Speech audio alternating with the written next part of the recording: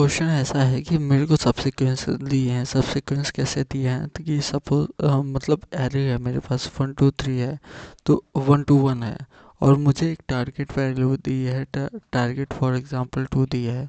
तो मुझे वो सारे एलिमेंट को, वो सारे सब सीक्वेंस को प्रिंट कराना है जिनका सम 2 हो। तो फॉर एग्जांपल यहाँ पे क्या होगा, 1 1 होगा जिनका सम क्या होगा, 2 होगा। और ये 1 है, ठीक, और ये 1 है, ठीक, और एक हो जाएगा 2 सिंगल, तो ये हो गया 2। तो दो ऐसे एलिमेंट हैं कि जिनका सम क्या होगा, 2 होगा। तो for what is the approach for that question. तो यहाँ पे अपने को क्या दिया है, 1 2 1 दिया है, द एलिमेंट आर दिस, और मुझे टारगेट वैल्यू क्या दिया है, 2 दिया है। तो टारगेट अपने को 2 दिया है। तो देख, हम आइटरेट पहले सब सीक्वेंस सारे जनरेट करके देखेंगे। 1 है, 1 को एक में लेंगे और एक में नहीं लेंगे, और सम भी साथ में लिखेंगे। तो अगर 1 को लेंगे, अगर लेंगे और नहीं लेंगे, अगर फर्स्ट एलिमेंट को लेंगे तो सम नंबर 1 हो जाएगा, और सम कितना हो जाएगा, आइटरेशन नंबर भी 1 हो जाए। यहाँ आइटरेशन नंबर नहीं लिख रहा हूँ, दो दो ही चीज़ लिखूँगा। नंबर कौन कौन से हैं, यहाँ अगर 1 को लेंगे तो नंबर क्या हो जाएगा, 1 हो जाएगा। और आइटरेशन कौन सा हो जाए, सम कितना हो जाएगा, 1 हो जाएगा। अगर 1 को नहीं लेंगे, नंबर में कुछ नहीं रहेगा और सम कितना रहेगा, अभी 0। फिर सेकंड स्टेप, 2 को लेंगे और 2 को लेंगे, 2 को नहीं लेंगे। तो 2 को लेंगे तो इट बिकम द 1 2, और इसका सम कितना हो जाएगा, सम हो जाएगा 2, 2 ऐड ऑन हो गए तो इस पे हो जाएगा सम 3 हो जाएगा। और यहाँ पे अगर 2 को नहीं लेते हैं तो 1 हो रहेगा ही रहेगा। अगर 1 को, इसको नहीं लेते हैं तो सम 1 ही रहेगा, ठीक। अब इसके बाद और यहाँ पे देखें तो यहाँ पे अगर 2 को लेते हैं और 2 को नहीं लेते हैं, अगर 2 को लेते हैं तो ये 2 कंटेन करेगा और सम भी 2 होगा। अगर 2 को नहीं लेते हैं तो इट एम्प्टी, और ये 0 ही रहेगा। अगर, अब आते हैं, अब इसके बाद अगर 1 को लेते हैं, 1 को नहीं लेते हैं, तो 1 को ले लेंगे तो इट बिकम द 1 2 1, 1 2 1 हो जाएगा, और sum become the 4 which is not equal to, तो ही नॉट इक्वल, तो ये कंसीडर होगा ही नहीं, this one is not consider, ये कट जाएगा।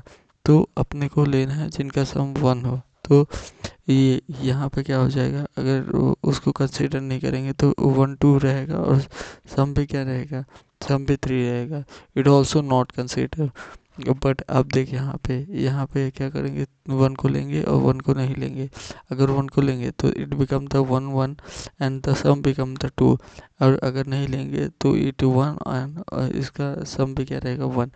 लुक हियर कि लुक हियर कि अपने को एक ऐसा सब सेट मिल गया है जिसका सम कितना है, 2 है, और टारगेट और ये क्या है, 1 1 है।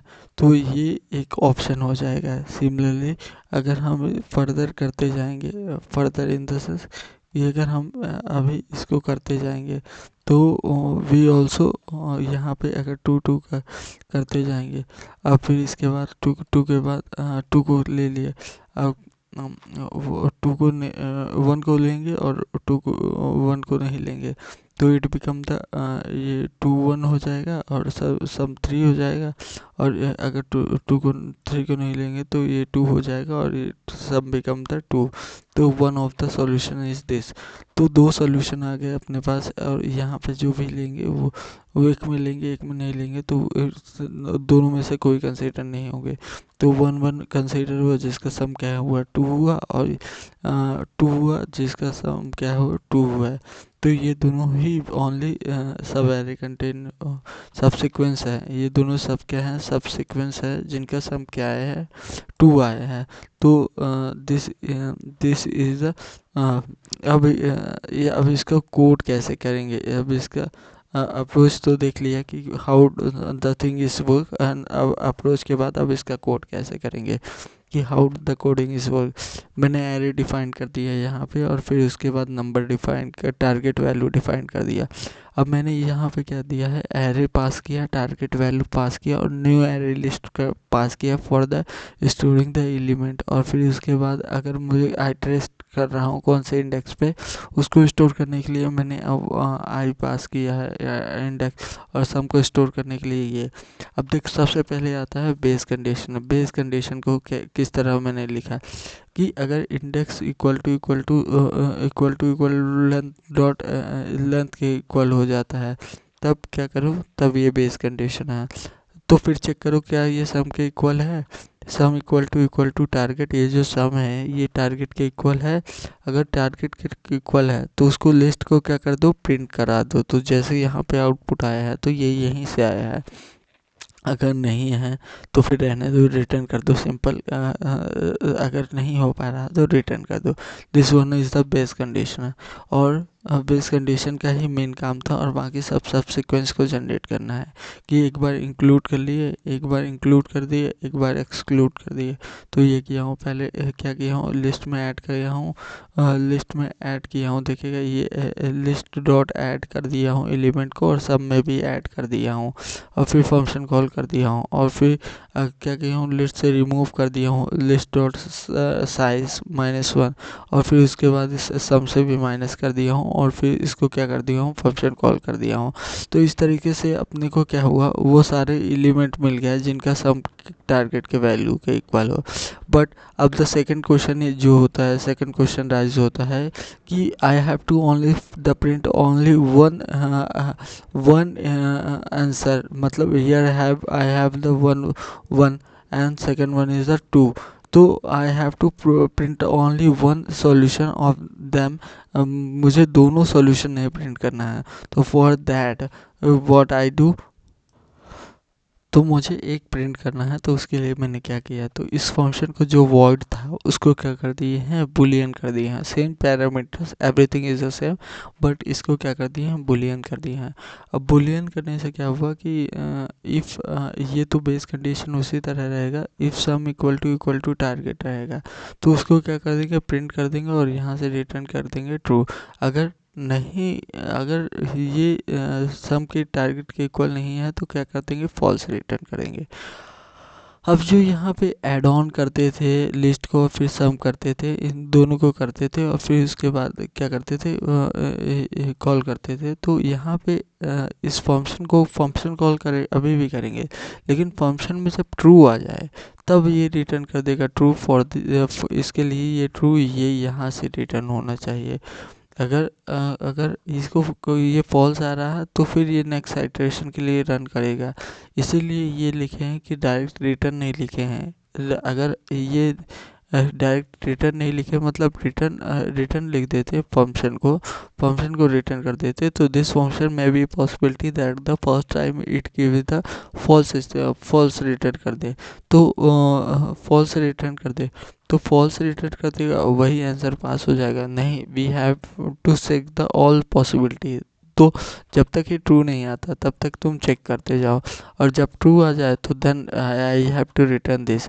और जब ट्रू हो गया, और फिर उसके बाद अगर तो इससे नहीं होता है, मतलब फर्स्ट आइटरेशन से नहीं हो पाता है, नहीं कर पाते हैं, तो देन कि तुम क्या करो, सेकंड से रिमूव करो फर्स्ट पार्ट को, और फिर सेकंड पार्ट में भी रिमूव करो, और फिर इसका चेक करो ट्रू। अगर इन दोनों से नहीं आता है, इफ दोनों से नहीं आता तो लास्ट में क्या कर दो, फॉल्स रिटर्न कर दो। और इससे क्या होगा, ओनली वन, जैसे यहाँ पे दो अभी आया है, मैं इसको रन करूँगा तो ओनली एक ही पार्ट जो है वो प्रिंट होगा। If I changes the sequence of that, कि अगर मैं 2 कर दूं और फिर कॉमा 1 कर दूं, तो there is a possibility that the 2 पहले प्रिंट हो, फिर उसके बाद ही तो ये हो गया। और तीसरा अप्रोच बनता है कि अगर सॉल्यूशन है तो ये बताओ कि how many the number of the solution exist करते हैं। तो इसके लिए ये क्वेश्चन है इसमें थर्ड क्वेश्चन यही था कि काउंट करना है सीक्वेंस ऑफ विथ सम के, जिसका सम क्या हो, के हो। तो क्या करेंगे, यहाँ से आपकी अब इसमें अप्रोच में क्या करेंगे, वही सब चीज़ें रखेंगे, एरे रखेंगे, लेकिन अब यहाँ पे मैंने इसको क्या कर देंगे, इंटीजर कर दिया है। इंटीजर करने से इंटीजर कर दिया है। अगर इफ़ आई सम के टारगेट के इक्वल होता है तब क्या कर दो, रिटर्न कर दो, 1 को रिटर्न कर दो, और अगर ये टारगेट के इक्वल नहीं होता है तो फिर क्या कर दो, रिटर्न कर दो 0 को।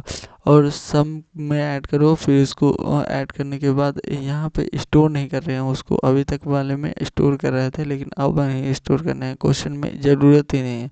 They ask about the number, तो सिंपल सम ही निकाल रहे थे। तो लेफ्ट वाले का सम निकालो कितना आएगा, काउंट आएगा, और राइट वाले का कितना आएगा, दोनों को ऐड ऑन करके रिटर्न कर दो, तो ये हो जाएगा कि कितने कितने ऐसे, जैसे कि यहाँ पे सब सीक्वेंस है जिनका सम क्या आएगा, टारगेट के इक्वल आएगा। फॉर एग्जांपल 5 2 3 10 6 8 है, तो इसमें 5 2 3 और 2 8 और 10, ये 3 ऐसे सब सीक्वेंस है जिनका सम कितना आएगा, 3 के इक्वल आएगा। तो ये हो गया कि किसके किसके तो फिर लेफ्ट वाला निकालो, राइट वाला निकालो, और दोनों का सम करके क्या कर दो, रिटर्न कर दो।